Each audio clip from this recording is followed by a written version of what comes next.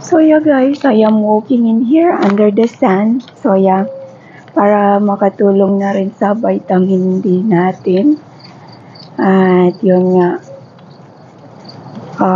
kasi dahil wala na tayong thyroid ay yun masyado natin inaalagaan yung ating katawan. So yeah, lumabas na yung araw. Malis ako ng bahay alas 7, hindi pa masyado ganyan yung araw. Dito kasi mga alas 8, sobrang init na. So ngayon tamang-tama yung init. Ang init ng araw. So yun nga guys, medyo nag-adjust pa rin yung katawan ko kahit na nakasobra 1 month na yung nakalipas mula nang naoperahan ako. At ito guys, yung napansin ko, masyado akong madaling mapagod. Naka 20 minutes pa lang yung pag-walking ko, parang pansin ko na napapagod na ako. At yun, napansin ko rin na madali akong antukin talaga ako. Pero which is gusto ko naman yun kasi dati ang problema ko,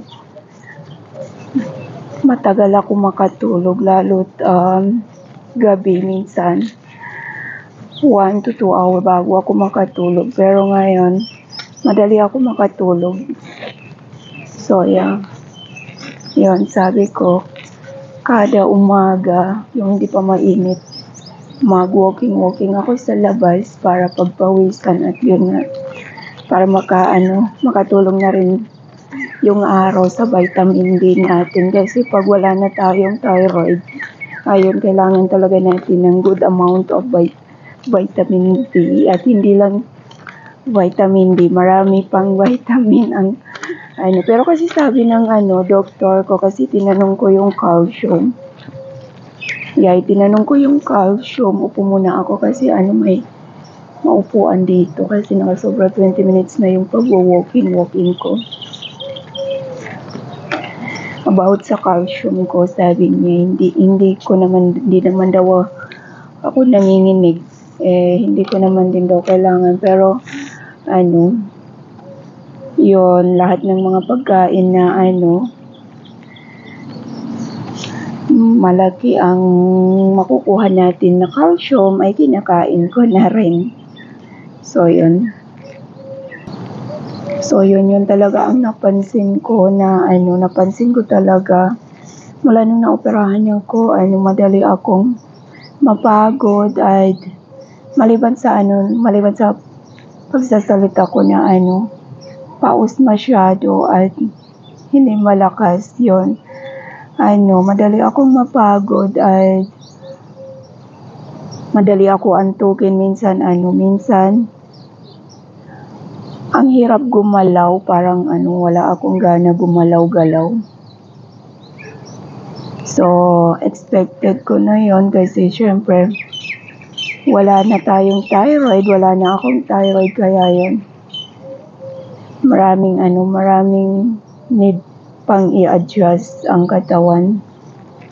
At yun, nag-detect na rin ako ng aking levothyroxine. Dati kasi 25 mcg lang, ngayon ay 15 na. At hindi pa ako nakapag-blood test. So, siguro pag magpa-blood test ako, siguro baka i-adjust nila yung yung levothyroxine dose ko. So, sa ngayon, kasi dito kasi sa abroad, nasa sobra 200 yung pagpapa-blood test. So, sabi ko mga after 3 months na lang. So, yun yung ginatake ko, yung levothyroxine ko, at saka may vitamin pala ako ginatake na Conzace. Pero ito yung iniisip ko, dahil sa papillary carcinoma ako, ayon sa doktor ay cancer. So yun, kailangan kong mag-undergo ng radioactive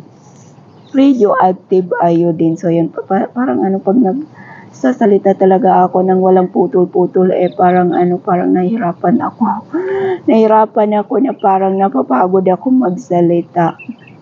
So yun, na mayroon pang treatment akong gagawin at dahil nga sa nandito ko sa ibang bansa, sabi ko sa doktor ko sa pag-uwi ko na lang, sabi niya wag ko daw tagalan.